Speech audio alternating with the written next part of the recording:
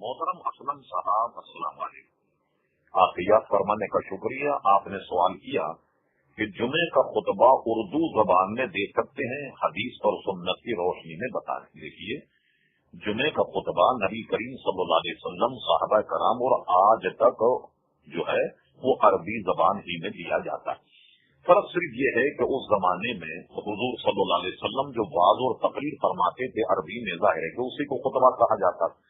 آج کل اس سنت کو برقرار رکھنے کے لیے ہم عربی میں خطبہ دیتے ہیں اور لوگوں کو سمجھانے کے لیے ان کی زبان میں گفتگو کرتے ہیں۔ جیسے ہم امریکہ جائیں تو امریکہ میں ظاہر ہے کہ انگریزی میں ان کو سمجھاتے ہیں، کہیں اور چلے جائیں تو ان کو اس زبان میں اسلام کا درس دیتے ہیں اور انہیں سمجھاتے ہیں۔